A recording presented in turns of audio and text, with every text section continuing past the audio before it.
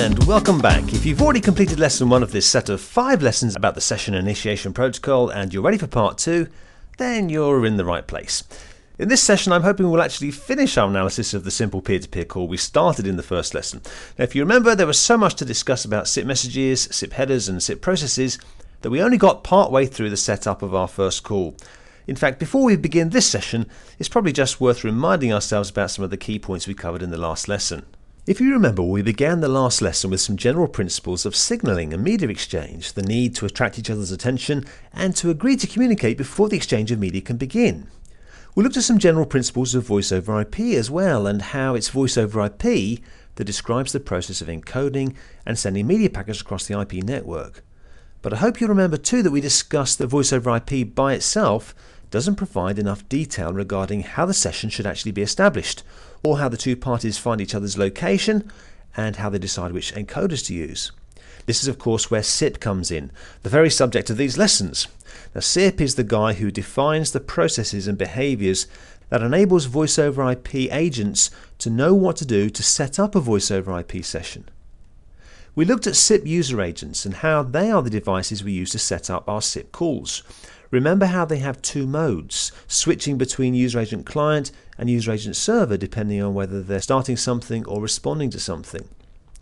We then set up our first SIP call together and you began analysing the exchange of messages within the call, and we're in the process of committing the basic call flow to memory before we ran out of time. You started to analyse those SIP messages, both requests and responses. We only got round to looking at the invite request. Remember, that's the request used to begin the initiation of a voice call. And we looked at the 100 trying response used to confirm reliable delivery of the request. We also took our first look at the cancel request. Remember how SIP, being a very polite protocol, wants to let the other party know if he's given up retransmitting a request after not having received any response. We made a start looking at the headers within the SIP message. Do you remember the to and the from headers? They're there always to give a constant reference as to who the request is intended for and who the response is from. It doesn't matter if we read the to and the from in a request or a response, they're always the same way round. Remember how they don't change? They're not reversed in the response. Now, I always like to think of the from header as saying, this is who I am. The contact header, on the other hand, says something like, this is where I am. Remember how SIP uses the contact header to give the sender's address to the other guy so he knows where to route subsequent requests back upstream. We haven't really done much with subsequent requests yet, but we'll do that in this lesson today. We talked about the content type and the content length headers and how they provide a context for the guy on the other side regarding how to read the payload, or in other words, which parser to load up and use. In an invite request, remember, it's almost always going to be the SDP parser. The via header, that's the one simply for routing responses back upstream to the caller, not to be confused, of course, with a contact header, even though they both have the address of the sender. The via header is for routing responses, and the contact header is for routing subsequent requests. We looked at the payload of our invite and saw how it's the payload that's used to carry information about the codecs a user agent is willing to use for the call. Plus, of course, routing information not for responses, because that's the via header, and not for subsequent requests, because that's the contact header, but this time routing information for routing the media packets. Remember how these media options are defined by a separate protocol, the session description protocol? Finally, in our last lesson, we spent quite a long time looking at the important topic of reliable delivery. We discussed how SIP chooses to use UDP, an unreliable transport protocol, simply because of its speed in delivery. We also discussed that because it's so important, SIP has its own mechanism for reliable delivery. Remember how the user agent sets timers and retransmits requests if they don't receive back a response from downstream? So coming up now in this lesson, we'll finish off our first peer-to-peer call, and we'll get into more SIP messages and more SIP message flow. We've got more work to do on media options and how the callee's media options are returned to the caller, including that old chestnut of negotiating media options. And we'll get into more headers and spend more time on reliable delivery, this time focusing on the reliable delivery of the final responses. Finally, in this lesson, we'll look at the fascinating topic of route sets and how user agents keep and use them for routing subsequent requests. After that, in the following lessons, we'll be making some more SIP calls. We've plenty more to do on the subject of requests and responses and message headers. Then we'll be looking at SIP servers and services available through SIP. And in the final lesson, we'll discuss how and why SIP has become so important in today's communications, including a look at how, because SIP facilitates innovation so well, it's been extended to provide such services as instant messaging, presence, and conferencing. One more thing now before we get started. In the last lesson, I asked you to take a piece of paper and make a list of the 6 types of requests and 6 types or families of response that SIP defines. You should already have a couple in each list. So now as we encounter more requests and more responses in this session, add them to your list and we'll refer to them as we go along.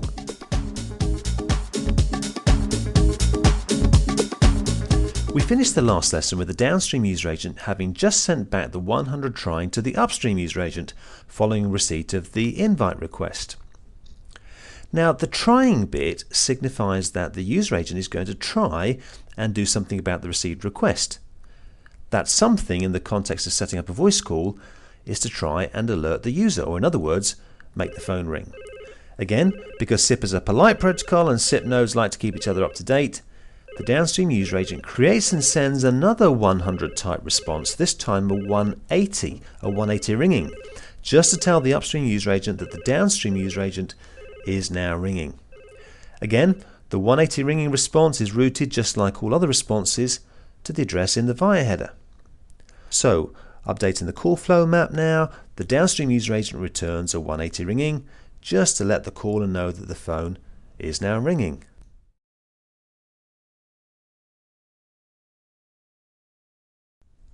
We've talked already about there being 6 families or type of SIP response.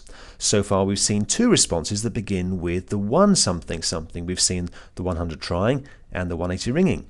Now these 2 responses both belong to the family of provisional responses. The role of this family is to always report progress, but never to conclude anything.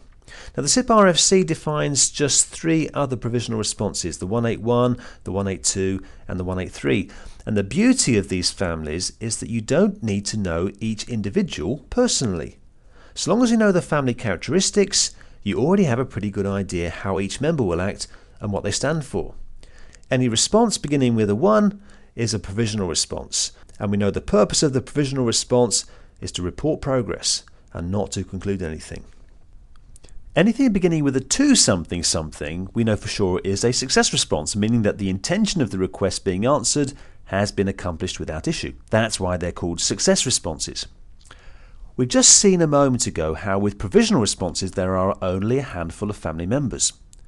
With success responses, taking a bit of a guess, roughly how many success responses would you anticipate there being?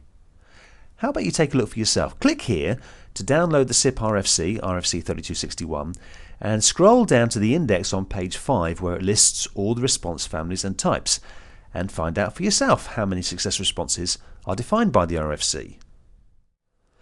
After all that, it's just one, the 200 OK. Sending a 200 after receiving an invite means the callee has accepted the invitation. Sending one after a bye means the user agent understands the other guy is terminating the call. Now in describing the 200 OK so far, I've used phrases like mission accomplished, invitation accepted and so on. Phrases that denote a tone of finality. With the 200 we've moved on from simple progress reports to conclusive statements. These responses that do more than report progress are known as final responses. In fact, any response 200 and above are classified as being final responses. They all bring an interaction, maybe we could even say a transaction, to a firm conclusion, although not always successful. Now that we know about the definition of a final response, let's talk for a moment about the SIP transaction. A simple definition is that a SIP transaction begins with a request, that's any request, initial or subsequent, ends with a final response, and includes any provisional responses there might be. That's it, a simple SIP transaction, a kind of self-contained interaction between SIP nodes. So the invite transaction begins with the invite request and ends with the 200 OK final response and includes the 100 trying and the 180 ringing.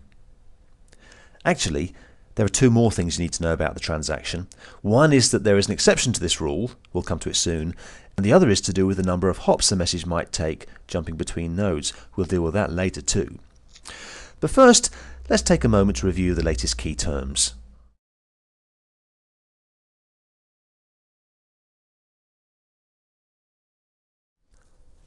Right, back to our analysis. Take another look now, if you will, at your user agent and compare the 200 OK with the 100 trying. There are two key differences I hope you'll notice. When you find them, give some thought as to why the differences appear in the 200 and not in the 100. One difference is that, unlike the 100 trying, the 200 OK now has a message body with some payload. Now we've seen already that loss of content is simply copied from the incoming request into the response. But how about this payload? Has it been copied from the request like much of the other response content? Give it some thought now. What is the purpose of the payload in this 200 OK?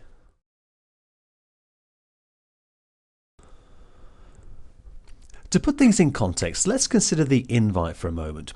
When the caller sends out the initial invite, there are three things he knows the other guy needs to know about him for purposes of managing the call.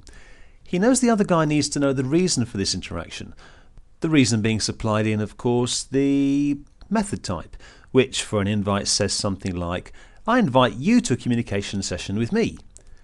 He also knows the other guy must have his media options, his codecs and RTP routing information, so that should he accept the invitation, he has all the information he needs to construct his media packets and send them to the right place. Finally, the caller knows the other guy also needs to know where he is, not in terms of just media packet exchange, but in terms of SIP signaling packet exchange, just in case he wants to send any further SIP requests or subsequent requests during this call. This information is carried, of course, in the contact header. Well, it's equally as important for the guy downstream to supply the same information back to the guy upstream. The purpose of the callee's message, in this case an acceptance of the invite, the callee's media options, and the callee's contact address. But there's no point in the downstream user agent providing this information until he's actually decided to accept the invitation. And that's why it's not found in the 100 trying. There's no point in giving this information until he's decided to take the call, until that final decision has been taken. So the 200 OK is sent upstream to the caller, finishing this transaction, telling the caller that his invitation has been accepted and providing for him the callee's contact address and media options. Looking at the callee's media options in a bit more detail, I like to read them as saying something like, right, I'm now listening on this port and on this IP address, so go ahead and start sending your media packets here as soon as you're ready. Oh, and here's a list of the media types and codecs that I'm willing to use. Let's think about codecs for a moment. We've seen already how the caller supplies a list of codecs he's willing to use to the callee in his invite. And now we've seen how the callee supplies a list of codecs that he's willing to use to the caller in his 200 OK. But how about this? If the caller has a list with multiple codecs, and so does the callee, then which codec do they use for the call? There must be some way that SIP defines or determines which codecs should be used in these circumstances. In fact, there's some SIP commentators that talk about this process as being negotiating media options. When I think of negotiating something, I think of the exchange we might have at the market. It might start when I spot something interesting and ask how much it costs. The seller might then respond with a suggested price, but being too expensive, I come back with a significantly reduced offer, which, not being nearly enough, prompts the seller once more to respond with something a little less than the original price. These two-way interactions then continue backwards and forwards until an acceptable price is found. So the term negotiating implies this backwards and forwards, back and forth interaction, offering, reoffering, perhaps even compromising, until an agreement is found. This is not the process used by SIP user agents when deciding which codec to use. There is no going back and forth. There is no negotiating. It's much more simple than that. Here's how it works. The caller includes his codecs in his invite. The callee includes his codecs in his 200 OK response. And both parties know the rule. They use the first codec common to both lists. In this case, the first codec common to both lists is the codec represented by 8, or the G711 ALIL codec. That's it. No backwards and forwards, no offering and compromising. One party says this is what I'm willing to use for the call, the other party says this is what I'm willing to use for the call, and they both know to use the first common codec. So, a key point here. Do you remember the two initial purposes of SIP? One of them was to help both parties exchange media options or codec details. Well, this is how SIP does it. Encapsulated in the invite request and the 200OK response, both signaling messages are descriptions of each user agent's media options or capabilities. With these two messages exchanged, both parties know which encoder to use and where to send the media packets.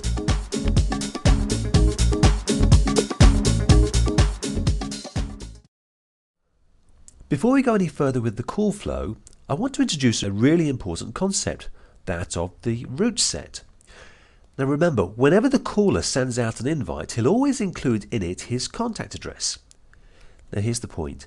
When the callee user agent on the other side receives the invite, straight away it allocates a bit of internal memory, a bit of memory space that SIP defines as being the route set. It's essentially a place to remember addresses that might be useful during this call. In fact, only for this call. The route set is private to this call, each separate call having their own individual separate route sets.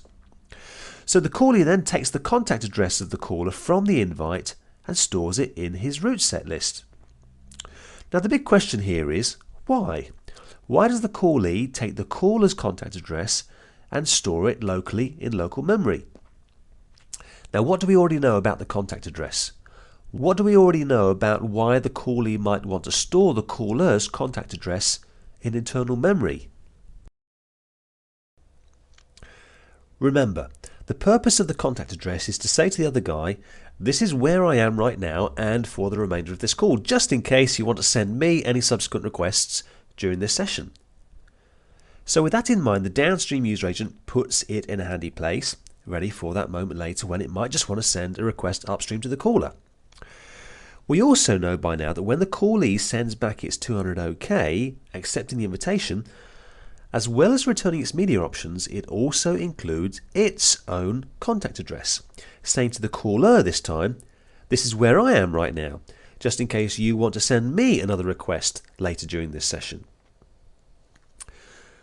So my next question to you is, what do you think the upstream user agent is going to do when it receives the 200 OK, and why? As soon as the upstream user agent receives the 200 OK, just like we saw with the downstream user agent, it too allocates a space in memory and stores in it the callee's contact address taken directly from the response. Why?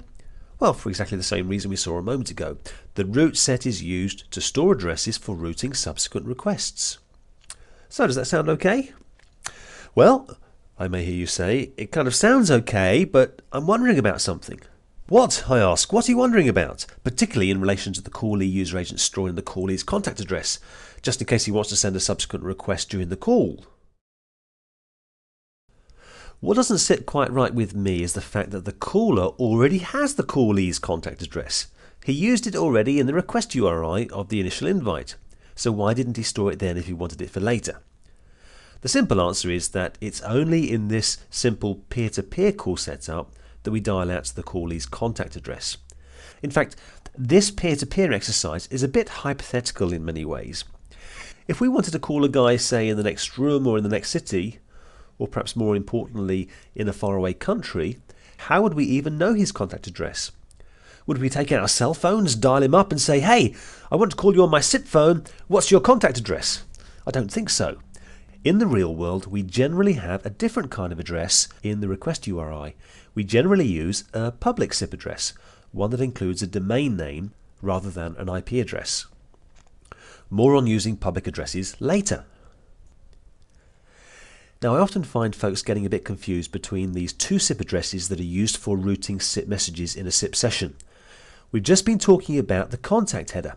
Remember, it's the contact header that's supplied to the other guy so he knows how to route back subsequent requests. It's this contact header that's stored in the other guy's route set. Now please don't get things confused with the routing back of responses. The routing of responses has nothing to do with the contact header, even if the addresses are the same. Responses are always routed to the address supplied in the via header. Contact addresses are for routing subsequent requests, via addresses are for routing responses. So there we go, we've introduced route sets and you hopefully have a good idea now about how they're used by the user agents to store the contact address of the other guy, ready for routing subsequent requests back at any time during the call.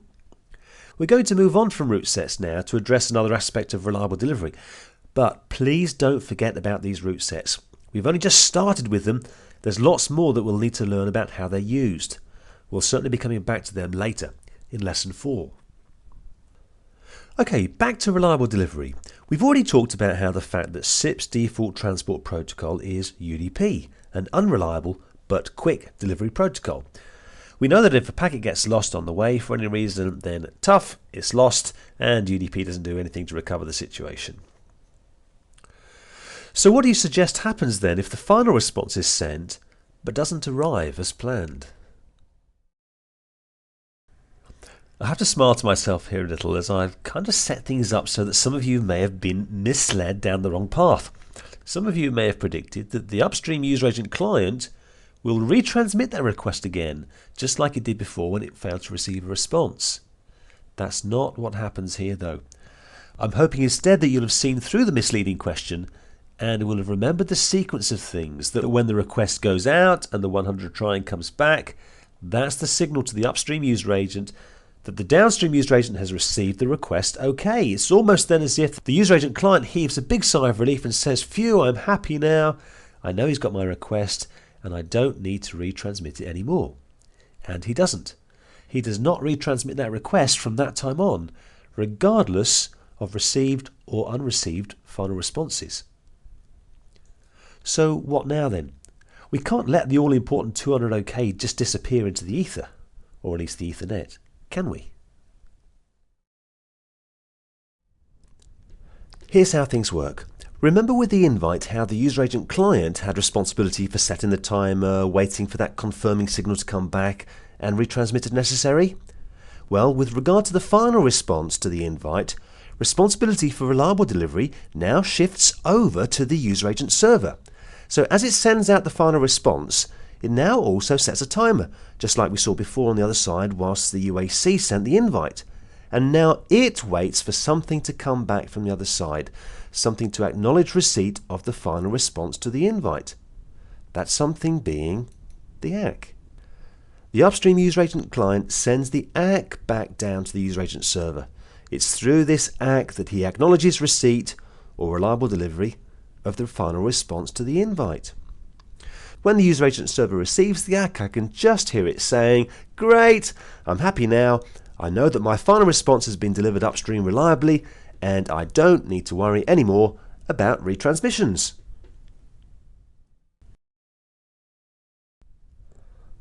A good question. The ACK seems to be responding to a response. Should that make it a response? Do you remember one of the tasks I asked you to keep in the back of your mind at the beginning of the lesson? I asked you to look for a pattern you can use to determine whether a message is a request or a response. Did you find one yet? So what's the rule that can help us here to determine if the ACK is a request or a response? Yes, the ACK is indeed a request. I agree. It doesn't really have the behavior of a request. After all, it's responding to a response. It's behaving like a glorified response. But then again, and I might as well tell you now, as you'll discover it for yourself sooner or later, the ACK seems to live in a world all of its own. It's certainly the odd one out of the request family. If there's a rule to break, you can guarantee the ACK will break it. Always be wary and suspicious of the ACK. For example, let's think about the definition of a transaction. Like we said earlier, in simple terms at least, a transaction begins with a request, ends with a final response, and includes any provisional responses in between. However, according to the RFC, an ACK following a success response to the invite, as we see here, is considered to be a transaction all by itself. No final response, no provisional responses, just a standalone request. Remember to be suspicious of the ACK. If there is a rule to break, the ACK may well just go and break it. So why is it the ACK doesn't need a final response? Wouldn't this cause a problem with reliable delivery if the ACK got lost on the way back? The ACK doesn't need a final response of its own because the user agent sending the ACK doesn't have responsibility for reliable delivery. So will not be the guy keeping the timer and retransmitting when the timer expires. That's the job of the user agent server now. Remember, as the user agent server sends out the final response to the invite, having now responsibility for reliable delivery, he sets the timer and waits for the returning ACK. If the ACK gets lost on the way back, it won't be the upstream user agent client that resends the ACK. Instead, the expired timer at the user agent server will trigger the retransmission of the final response from user agent server back up to user agent client again. So now when the upstream client gets a copy of that response, it says something like, aha, I see that this response is exactly the same response that I had a moment ago. Something must have gone wrong with the delivery of my first ACK. I'll send it again. Now when it arrives downstream, the user agent server heaves a great sigh of relief, confident that the second attempt of sending the final response worked out just fine, and that he doesn't need to worry anymore about retransmissions. So here's a question for you then. What do the 100 trying and the ACK have in common? Their reason for being is reliable delivery. We know that after sending out the invite, the user agent client waits for something to come back to confirm reliable delivery of the invite. And if there's no other suitable response in those first few moments after the request arrives, it's the 100 trying that gets sent. The purpose of the 100 trying is to confirm reliable delivery of the request. Now in like manner, after sending out the final response to the invite, the user agent server now waits for something to come back to confirm reliable delivery of the response.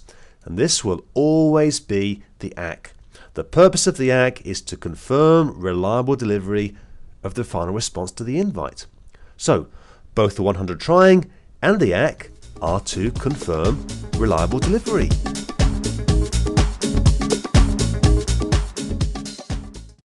You might have noticed a few moments ago when we were talking about reliable delivery of the final response to the invite, we missed out altogether the 180 ringing. And what happens if that gets lost on the way? On the basis of what you know now, take a moment to suggest how you think SIP takes care of reliable delivery of the 180. I hope you didn't spend too much time trying to rack your brains on that one, because actually SIP provides no reliable delivery for the 180 ringing or for any of the other provisional responses. If they get lost, tough, they get lost, and that's that.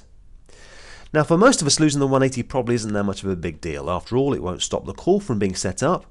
However, for some, provisional responses are vitally important, particularly those who are interested in the advanced SIP topic of early media, for example. We don't have time to discuss reliable delivery and early media in this course, but we do in the follow-on course, SIP Advanced. So by way of summary and getting back to the SIP call flow now, the upstream caller, after receiving the 200 OK, knows to acknowledge receipt of this important final response, so creates and sends the ACK. Now this call flow map, remember, is something that you do well to be committing to memory. The ACK is a subsequent request in that it's a request in the call or session that follows after the initial request that initiated the session. Now, do you know anything about the routing of subsequent requests? Take a moment now to run through what you know, to run through the process of what information is supplied, by who, what's done with it, and how it's used in the routing of subsequent requests. It might be an idea to draw a sketch to help focus your thoughts. So, routing subsequent requests. The key to routing subsequent requests are the route sets. Remember, internal memory spaces in the user agents in which they store each other's contact addresses for the express purpose of routing subsequent requests during this call or session. So when the upstream user agent wants to send a subsequent request, like the ACK, it pulls the downstream user agent's contact address out of its route set and plugs it into the start line of the outgoing request. Subsequent requests are routed according to the addresses stored in the route sets. So with the signaling complete, both parties now have each other's media options and contact addresses. They're ready to start sending media packets, taking the analog audio from the user, encoding it and putting the data into media packets that are sent out over the network to be decoded on the other side and played back to the user as analog audio. Chat, chat, chat, chat, chat. In fact, the media exchange continues until one party or the other decides to hang up and bring the session to an end. On hang up, the user agent acts on behalf of the user to create and send a buy request to the other party. And being a polite protocol, a SIP is, what do you suggest will happen following the dispatch of a buy?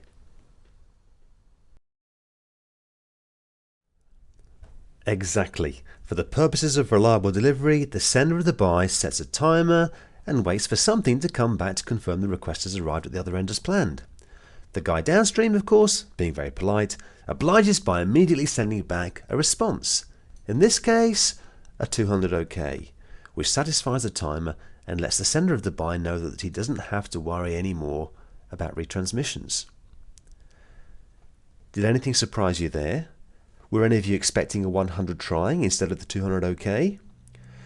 There's a good reason why we'll probably see a 200 OK here rather than a 100 trying. What do you suggest that reason might be?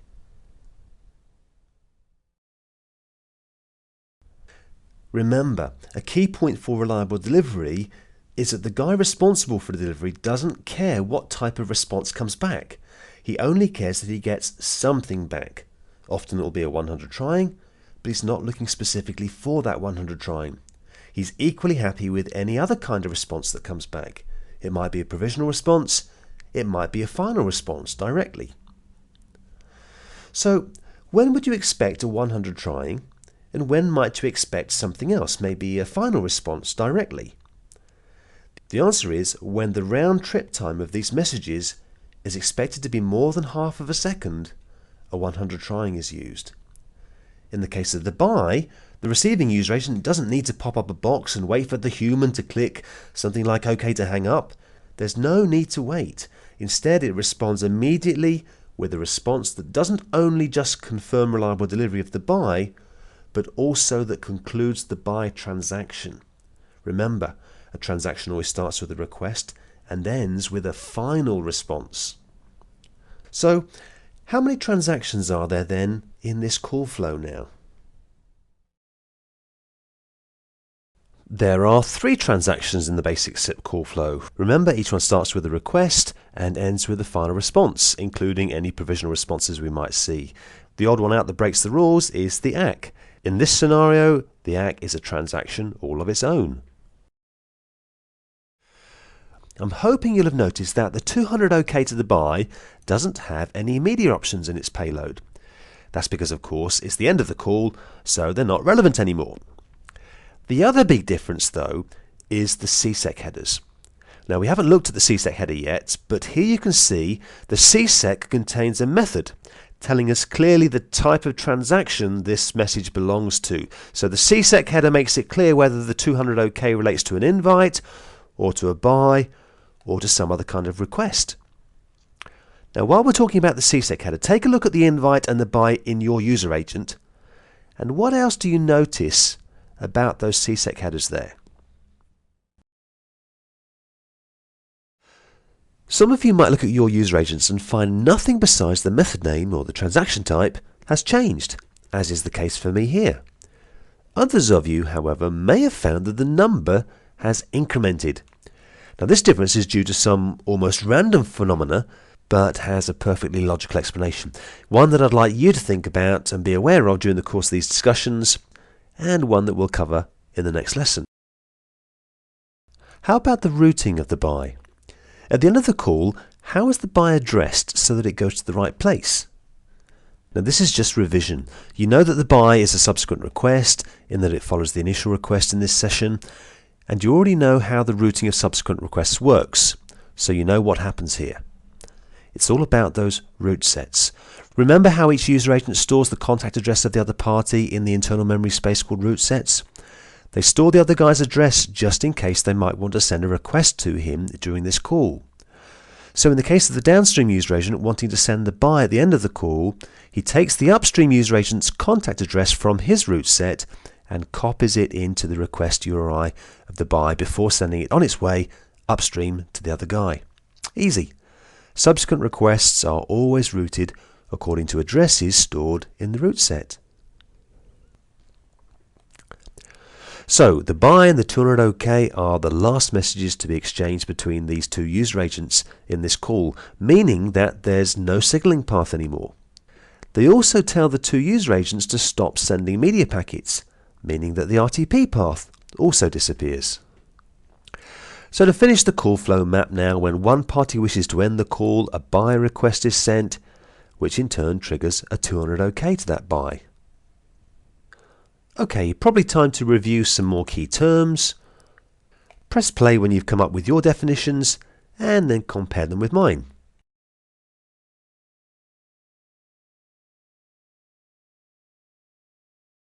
We've talked already about the ACK and how it seems to be the odd one out, the one that seems to break all the rules. Now, did you notice anything else that was unusual about the ACK, particularly in relation to this SIP call flow? There's another thing to bear in mind about the ACK. The ACK only ever follows the invite. You don't get one after any other type of SIP request, not after a buy or a cancel, only ever after an invite. So why is this? Why do you think the ACK is only necessary after an invite and after no other request? First of all, remind yourself of the reason for the ACK. It's to confirm reliable delivery of the final response to the invite. So why do we need to worry about a separate mechanism for final responses to invites? After all, if the final response to the buy gets lost, the buy is automatically retransmitted, triggering in turn a retransmission of the final response to the buy. The reason we need a separate mechanism for the final response to the invite is that moments beforehand, the downstream user agent has just sent back a 100 trying provisional response saying to the guy upstream, I have received your request reliably, don't worry anymore about retransmissions. The 100 trying triggers the guy upstream not to retransmit anymore. But it's almost as if it puts a spanner in the works regarding the normal process of reliable delivery for the final response. Even so, it is there for a good purpose. Imagine what would happen if there was no provisional response and therefore no need for an ACK. Just like always, when sending the request downstream, the caller would set the timer for purposes of reliable delivery. Imagine that the request arrived as planned and made the phone ring, but the callee was some distance from the phone, occupied in something much more interesting than taking calls. Now, imagining that no provisional responses are returned, how much time would the callee have to register that the phone was ringing and to get to it and answer it? And what will the caller user agent be doing in the meantime? We know that if the caller user agent doesn't receive a response back, he will retransmit the request and will continue to retransmit for 32 seconds before finally giving up and sending out a cancel, which will of course stop the phone from ringing and the call from being established. This means that besides the caller flooding the network with retransmissions, the callee has a maximum of 32 seconds to take the call before the call is cancelled. Now, whilst it might be enough for most of us, it might not be enough for others. Where there is a need for human intervention in the management of a session, an intervention that may take some time, use a provisional response to signal back to the upstream user agent to tell him not to flood the network with retransmissions, but also to satisfy his timer, meaning there's no longer a maximum of 32 seconds before the invite is cancelled. This way the phone can ring and the callee doesn't have to rush to get to the phone before the 7th transmission for fear of losing the call. The moment the first response arrives back upstream, the caller user agent can sit back comfortable in the knowledge that he doesn't have to retransmit the request anymore. So if he's not going to retransmit anything anymore, responsibility for the reliable delivery of the final response must now be taken by the downstream user agent, who, as we know, sets a timer and waits for the returning ACK. The whole reason for the ACK is to buy some time for the callee to come and pick up the phone, something he needs time to do, perhaps more than 32 seconds. On the other hand, most other requests don't need any human intervention. They don't need to wait for the human user to do something. Most other request transactions are handled directly between the user agents themselves. And because the user agents are always alert and ready to process and not occupied with barbecues or other more interesting things, they can respond pretty much instantly. In these cases, a final response can be sent directly. One response that will both satisfy the reliable delivery timer and conclude the transaction. You might also sometimes see a 100 try between the buy and the 200 OK, and this will happen when the user agent thinks that the round trip time might be more than half a second or so. That's perfectly legitimate. So, a golden rule. The ACK only ever follows the invite. You don't get one after any other type of SIP request. Not after a cancel, not after a buy. Only after an invite. That's pretty much it then for Lesson 2 of this SIP Essentials course. Just one more main point to cover before we summarise things and you get a chance to test your newfound knowledge. And that's to reinforce the difference between signalling and media exchange. Remember, it's through signalling packets that users both invite to communication and to accept that invitation. It's through those same signalling packets that both parties know which media options to use. This done, the conversation can begin, or in other words, the encoding and exchange of media packets can take place. I always recommend that we think about the two different types of packets, signalling packets and media packets, travelling over different paths. So how are your lists coming on? I reckon that by now you should have 4 types of request and 2 families of response. How about we pause for a moment for you to take a look at your list and, if necessary, allow time to review things and fill in any gaps. Okay then, before your last review questions in this lesson, let's summarise the main points we've covered. We finished off analysing our first SIP peer-to-peer call, and in so doing looked in more detail at SIP responses, different families and the categories. We discussed how responses are grouped in families, and how generally when you know the nature and characteristics of the family, you also know the nature and characteristics of the individual. Any member of the provisional response family has a status code beginning with a 1 something something. It's there simply to report progress, perhaps that the request has been delivered reliably, or to report that the downstream phone is ringing. Anything that begins with a 2 is a member of the success family. They're always there to report that the intention of the request has been achieved successfully. So long as we can recognise the first digit of the family status code, then we'll have a pretty good idea about the intent of the response. And although we've only looked at a handful of responses, there are many, many more described by the RFC. But the beauty is we don't need to learn them all off by heart, we just need to learn the family numbers. We also talked about how any response with a code greater than 199 is said to be a final response, meaning that it concludes a transaction. Although we haven't talked about any such scenarios yet, final responses might not always be successful. We'll look at non-success final responses in the next lesson. We looked at more SIP requests, the ACK and the buy. The ACK, of course, being the request that seems to break all the rules. It doesn't start anything or give any instruction to anyone like the other requests do, but simply acts as a glorified response to a response. To acknowledge, here's the key word now, reliable delivery of the final response to the invite. Maybe I'm being a little unfair on the poor old ACK. He does have some other uses that we can find later on, even though they are uses which have been found for the ACK, rather than the original intended use of the ACK. Remember too how we only ever see an ACK following an invite transaction, and nowhere else. This is to buy more than 32 seconds of time for the human to get to the phone, and of course to avoid flooding the network with retransmissions. The buy is much more straightforward. It's most certainly a request having the specific purpose of telling other SIP devices that the session is being terminated. We discussed the important difference between initial requests, being any request that begins or initiates a new SIP session, and subsequent requests, being any request within that SIP session that follows that initial request. We talked about SIP transactions. Remember the small self-contained exchanges between SIP devices? The transaction begins with a request and almost always finishes with a final response, and includes any provisional responses that may be in between.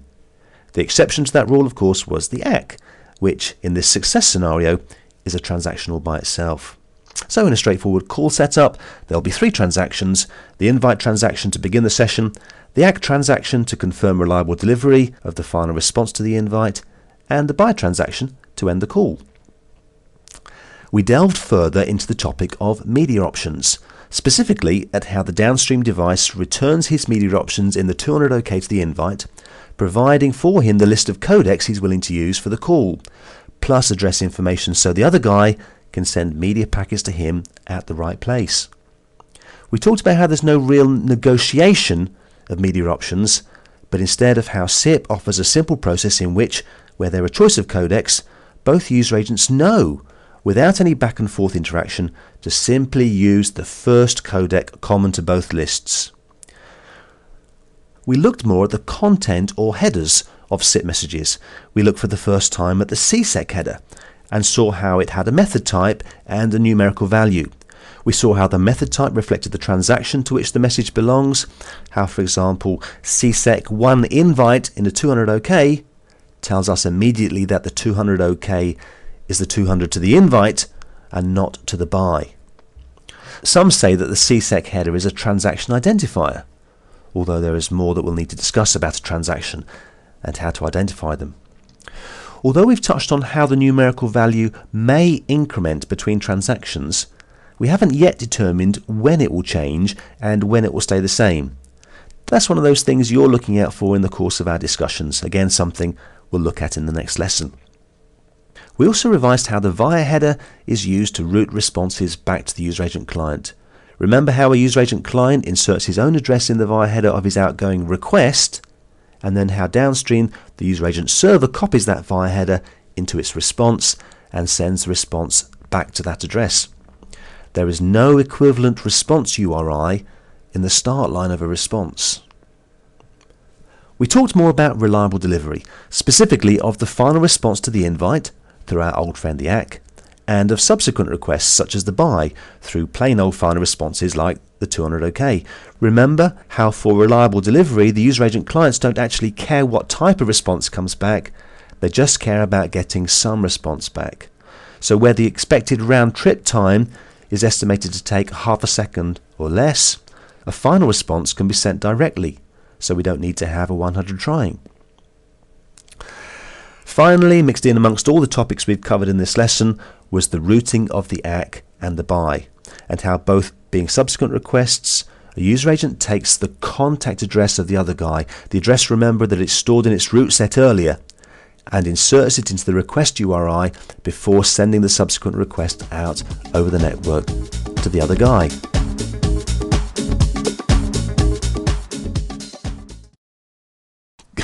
Goodness me, all in all it's taken us just over 2 hours over 2 lessons to set up and analyse our first SIP peer-to-peer call. I don't know about you, but I find the whole topic absolutely fascinating, and the beauty of it is that there's still plenty more to find out about. In lesson 3 we'll set up some more SIP peer-to-peer calls, and through them we'll focus not just on simple call setup now, but on more complex issues such as how SIP enables us to change the nature of our call mid-session, maybe to add video to our audio or to change to a different quality codec without having to hang up and make a new call. We'll be looking at re-invites. We'll be looking at some new SIP headers. We'll take a look at how we can change our minds about or give up on inviting someone to a call and other use of the cancel request. We'll see how we can poll the other folks for capabilities before we finally invite them if we want to. And we'll press home the idea that SIP is not just for voice calls, but it can be used, of course, for any type of communication session. After that, in the following lessons, we'll look at SIP servers and SIP services available through SIP. And in the final lesson, we'll discuss how and why SIP has become so prominent in communications, including a look at how, because SIP facilitates innovation so well, it's been extended to provide services such as instant messaging, presence and conferencing. Can't wait!